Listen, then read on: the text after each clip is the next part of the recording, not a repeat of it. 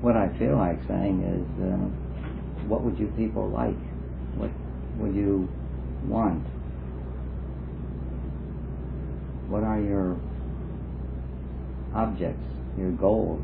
What would you like to achieve?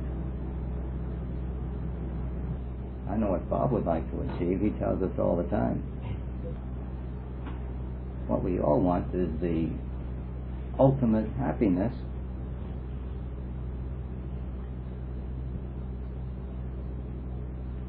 We've all been given the way to it, but why don't we have it?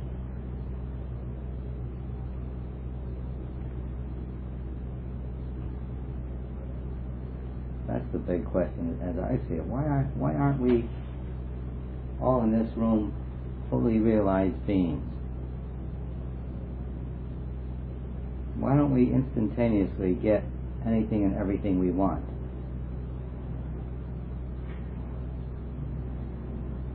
Why don't we transcend death? You say, I don't find it simple. If you find it, it's simple, see? What you're saying is, I don't find it, really. So apparently I'm not working, well, I know I'm not giving as much time as I should. Well, how much time every day do you give to it? That's it, I don't. I go in spurts, and then I get discouraged because trying to harness my mind. I still haven't mastered that, harnessing my mind. Are you giving me your answer now? You just gave it to me. It's simple. But what you're doing is very complicated and very difficult.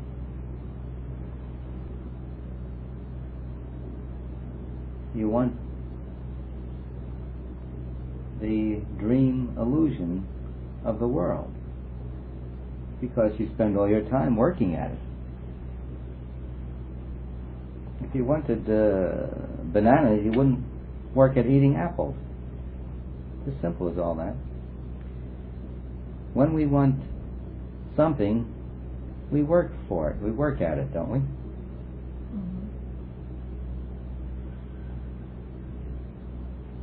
I'm not working hard enough at it. Well, what percentage of the time do you give to it? Maybe 1%.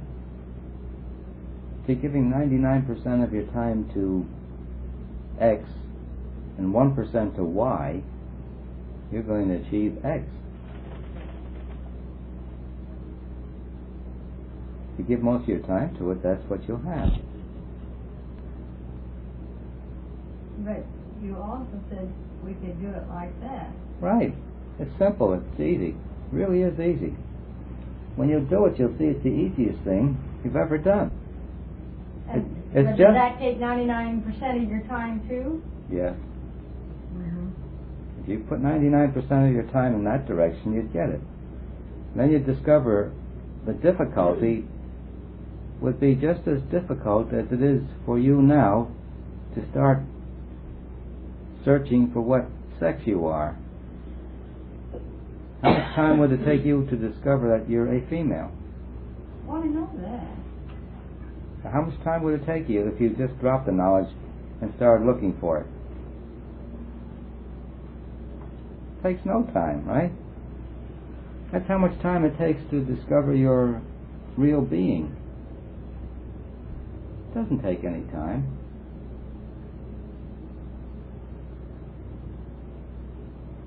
But you got to look for it. You got to dig for it. You got to do those things that will take you away from the opposite. Let's take one word and work on it. The top state, I'll give you a good one. The top state is total selflessness. How much are we selfless? If we're at the top, we're totally selfless. Alright, now you can take a gradient scale on it. Selfishness is the bottom, and selflessness is at the top. Where are we on this scale of selflessness? Whom do we live for? What do we live for?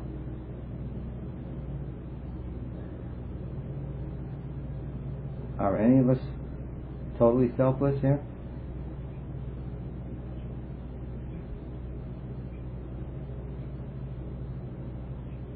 You want to have everything just for the mere thought of it?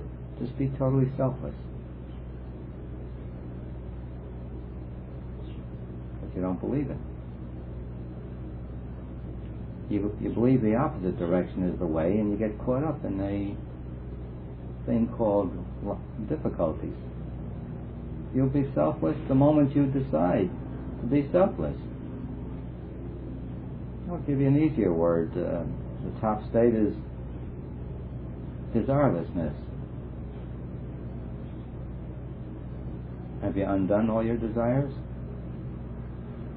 Do you work every day undoing desires?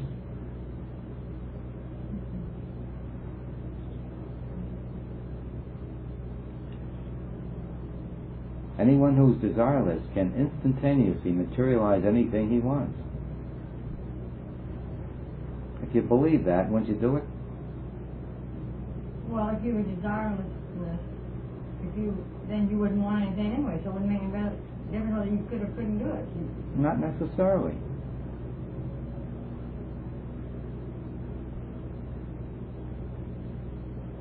Did you ever eat when you weren't hungry? Mm-hmm. Most of the time. You ate without desire, so that's eating without desire. Has anyone ever tried to become desireless? Have you ever made a point of it to keep letting go of desire more and more and more until there is no more? Sure. That makes for very rapid growth. And if you're working on letting go of desire, you have to also let go of aversion, which is the same thing. Tendencies, aversion. Yeah, attachments and aversions. You know, if you have a desire and attachment, you want to hold it in here. If you have an aversion, you want to hold it out there away from you. So attachments and aversions are the same thing, but the direction is different. When you want to have it, you pull it into you. When you don't want it, you want to keep it away from you.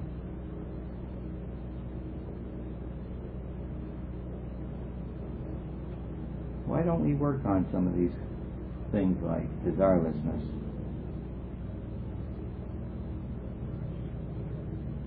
You can have anything and everything you want just for the mere thought of it by becoming desireless. And you've heard me say that when you're desireless, then you can enjoy by far more than you could when you had desire. You don't believe me. You've never tried it. Or you tried it for a certain amount and then let go of it. Forgot about it.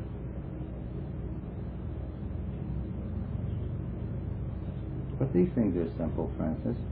Become desireless, and the mere thought of anything, you can have it instantaneously.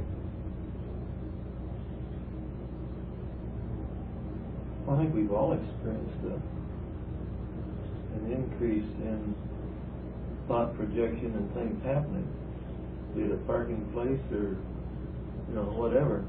And so evidently, all we have to do is set our sights a little higher and bring this into being too. Yeah, why do you stop? Why don't you go all the way? I don't know. There must be a missing link somewhere. Maybe the master hasn't shown us that. You're the master and you haven't shown yourself yet. You don't think it's so. You don't think it can be so. No, I know that all things can be so. I mean, as a man thinketh, I guess I would say. Intellectually, theoretically, you accept it so. If you really thought that, you would never let go until you became desireless, and then you would instantaneously materialize anything and everything you need. Why would you do it the hard way, the way you do it now? Why work for a living? Why Punch a time clock. Why have difficulties in life? Time clock a long time. In a way you do. You have to go to work. Right? Yeah, I probably have about the freest situation of a lot of people. Well, it isn't free. Almost as free as you. Freest is not free. No, freedom is really... No, freedom is really not in what you're all doing. of our income is basically one of concept of the way we, what we feel we can have or whatever it is. And it should be able to be sustained without this effort. Yeah, life in most of the universe is lived the way I'm speaking about. Robins still go out and scratch for the worm, though. He's like we are. No. Only not nearly so bound. He's far freer. He never worries about making a living. But he's in the physical realm too. He's in the slowest, densest realm there is. The hardest one, hand them out. But I'm making a point here of why don't we go all the way and have things happen instantaneously, have a constant state of joy with never any sorrow? Why don't we do this? In my case, I've got a family that's, I can go so far myself, and I'm not going to go to the point of leaving my family and pursuing this life solitarily on my own. No one ever said you had to. In our company, did they? But you ask why, and I'm sure that... So you assume that in order to do it, I have to leave my family. It's not true. You can do it right where you are.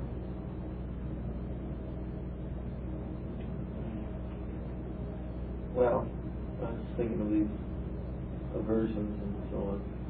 Yeah, I'm trying to bring these points out because if you see them, the chances are you'll let go of these obstacles that you're setting up for yourself. You'll do it someday. You're trying to do it. And you're every act, you're always trying to get things done more easily, better, more of it, and so forth. But you've got to see you're not wanting it before you'll let go of your not wanting it. This is the point I'm trying to make.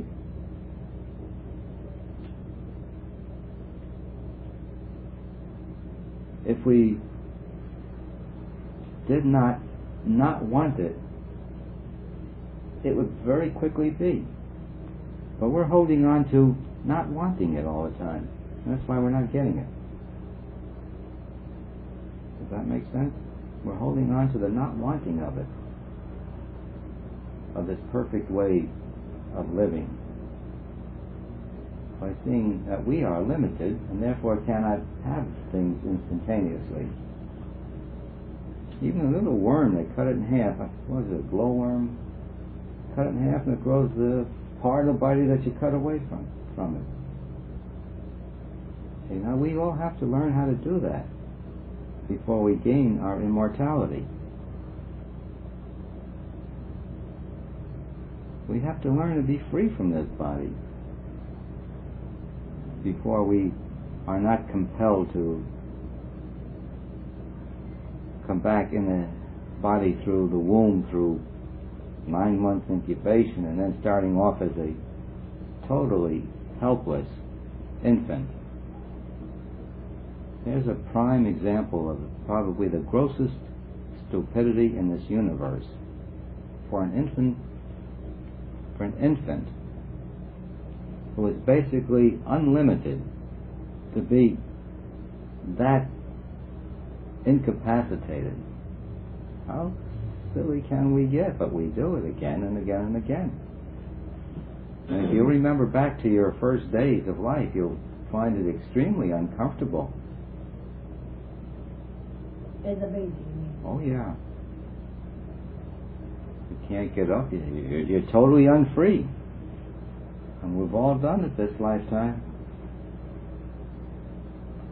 We've made ourselves totally incapable of doing almost anything except when food's put in our mouth, we take it.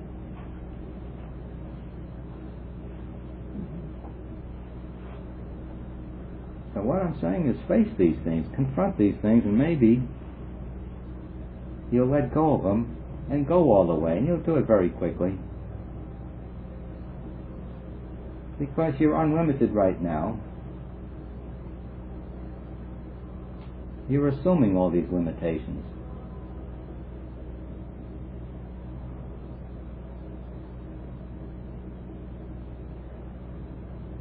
You see, I guess the thing I'm trying to get into you is the desire to go all the way. Because our growth is directly proportional to our desire for it. If we desired to be unlimited, as much as we desire to be limited in the world, we'd get it very quickly.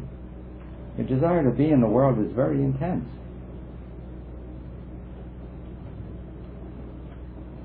I don't know what I brought out in this group, but I've said if you want to find out how attached you are to this body, how would you feel about throwing it in front of a automobile? Then you'll discover how much you think you are this body. But you got to confront these things. You got to look at them. If you hold these things and you don't look at it, you'll never see it. I'm trying to help you pry loose these bondages and limitations that are so extreme. As much as you've heard the entire way, and my gosh, you've heard it 1,000 times, you persist in being a very limited physical body. Only because you don't confront this fact that you consider yourself a limited physical body. So if I can get you to see this, if I can get you to go to work and dig it out, when you don't see it, it's subconscious. Dig it out of your subconscious, look at it, you'll let it go, you'll remove the obstacle, or the obstacles to going all the way.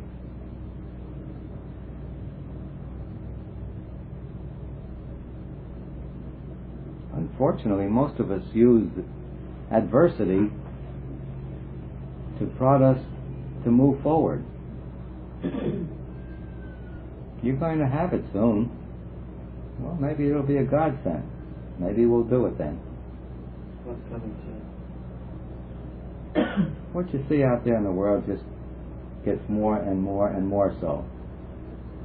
Look backwards, you'll see. Since the last war, life is getting more difficult, more tense, more miserable.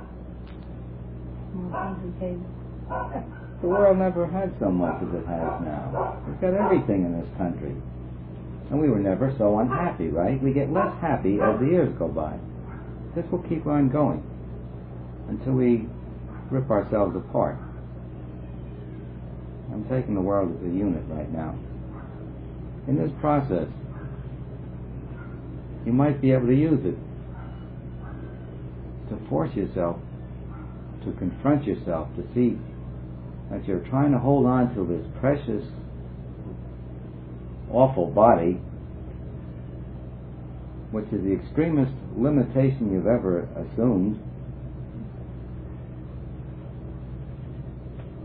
And I guess that's the reason why we arrange these things that are about to come about. I guess it takes a head-on collision to wake us up. But when it comes, you can use it. However, what I'm suggesting is do it now, and when the collision comes, you'll laugh. You'll laugh all the time. When When you let go of the bondages, you can't be unhappy. You can only be extremely happy all the time. The only thing that causes unhappiness is a limitation.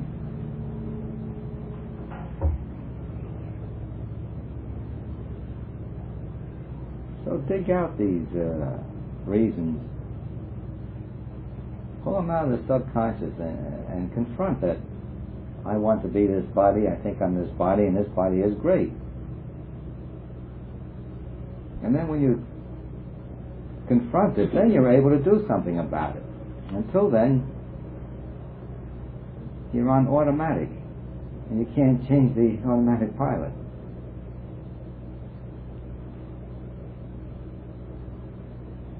You can use some of the suggestions I mentioned before. Become desireless.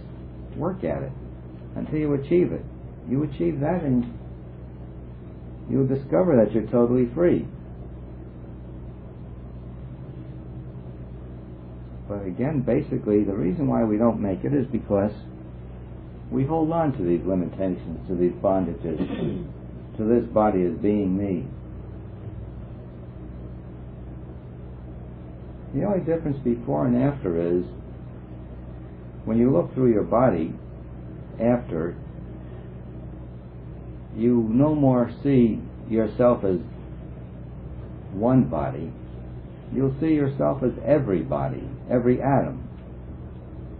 And you go a step beyond that, you'll see that you're not any body. You were never limited. That you never moved. That you were always omnipresent. How can you move? That the play of bodies was just an imagination, an illusion.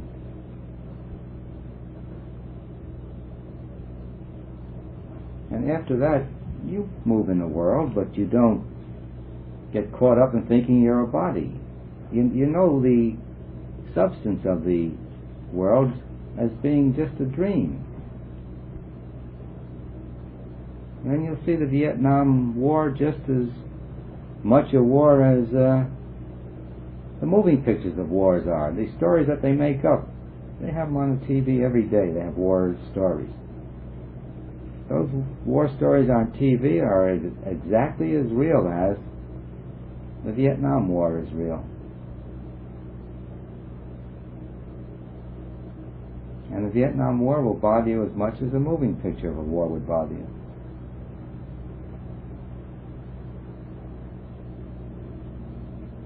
This is the before and after picture I'm trying to give you. You'll let your body run its course. I'm trying to give you a little bait by saying, don't worry, you're not going to lose the body anyhow after your realization. It'll go exactly as long as you predetermined it to go. It'll go through exactly the same things it would have gone through had you not gotten realization.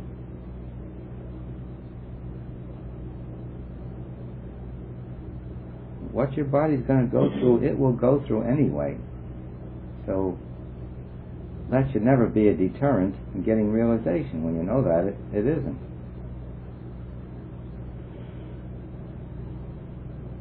We don't need any busy little activity of those do-gooders, Sunday school class or whatever. This is really a diversion. Right, that's a bondage. Good and bad you have to see as being equally in the illusion. It's a dream. If you do good, you have a good dream. If you do bad, you have a bad dream. Now you can't have one without the other. If there's good, there must be bad. If there's bad, there must be good. I mean, if the mind equates that. No, one goes with the other. It's like attachment and aversion. Just the other side of the coin. Just one coin. Attachment is holding on to us, something this way. Aversion is holding it that way. Good is parts of the dream illusion I like. Bad is the part of the dream illusion I don't like. But they're both one and the same thing. They both have to. You can't have good without bad. All words are necessarily relative. One relates to the other. If everything was all good all the time, there'd be no such thing as goodness. You couldn't understand it. You have to have badness to know what goodness is. You've got to have you got to have a bad steak in order to appreciate a good steak. If you're born into good steaks and had good steaks all your life, you wouldn't know what a good steak is. There wouldn't be any such a thing as a good steak. You got to have bad steaks to know what a good steak is. I've had a bad steak. But you see what goodness is now, don't you, Harry? Yes. Now, what is this part of you that is this ultimate state? If you're always that, you're that right now, right? Why, what part of you is unlimited? My being. Right, that's it. Hold it. That's it. My being. Your beingness is the unlimited part of you. Now, the limited part is trying to be something. All form is necessarily limited. Trying to be a form, a body, causes us to be limited bodies. So if you're choosing to be, don't choose to be a body, choose to be all bodies. Then choose to be every atom. And then your hairline away from seeing that your real state is only beingness. I know I know Yeah. the realization, let's say. Yeah, but why doesn't everybody become unlimited? For the mere thinking, you can have anything. You see, that seems very contradictory when you say that. Why? You're saying be desireless and so on, and then you turn around and say, if you are desireless, you can have everything. It seems like you're baiting us to get out there to have everything, and really, you want us to have nothing. No, I want you to have the all. I want you to be the all. This thing evaporates. It's like a mirage. No, you're evaporating. You think you're going to have everything, but when you achieve this state, you have everything, and you don't want anything. These are your words, not mine. I'm not working for that anyway. You become the all. You become every atom, as I said before. But it isn't. You can't. We're sitting right here, now. We're sitting here taking worldly values, in other words, of having things, and that is, say, sitting here we would do this, equating having everything, yeah, I'm talking about it. And so on. You've got one body now. You can have an infinite number of bodies. I'm talking in what you call a worldly sense. By becoming more and more and more, you become less and less limited. And then when you see that you are every atom in the universe, then it's just a tiny step to the ultimate. So I'm suggesting you take on more. Be a millionaire, be a billionaire, be a trillionaire, and go on and delimit yourself. Well, it's not what you have, it's your attachment or non-attachment to it that determines your happiness. People have things, and because of attachment they're miserable. We were far happier in the 20s as a country than we are today. Even in the 30s we were happier. And you can check this out by the songs that we had in the 30s.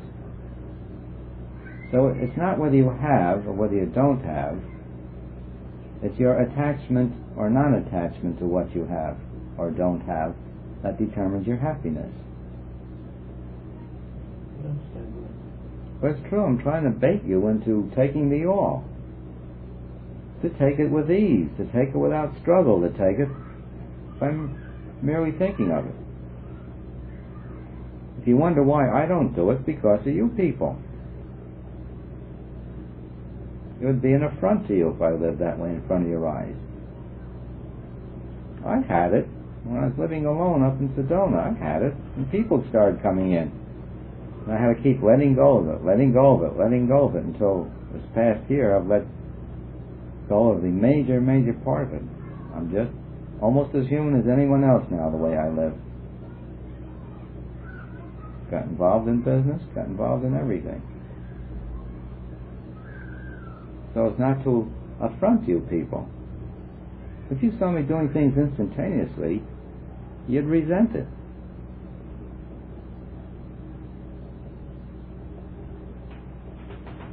Well, you think you wouldn't, doesn't change it. I know you would. I've been through it. The only people who can accept these things are those who themselves do it. Those who don't do it resent the other one doing it. Subconsciously, if not consciously.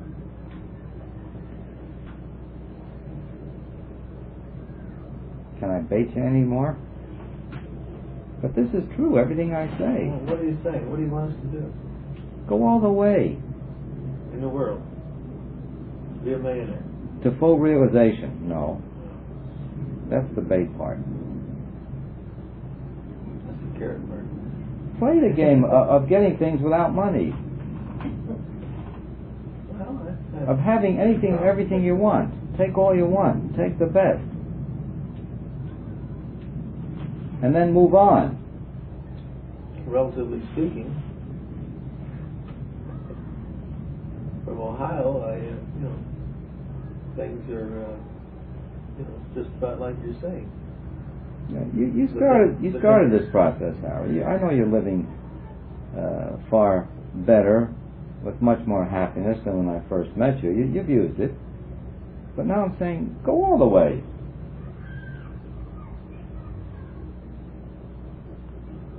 You'll still be here. You can still do the exact same things you're doing. The only difference will be you'll be totally free. You'll have a joy and peace that's imperturbable. You will have accomplished what you're trying to accomplish through what you're doing now and not accomplishing.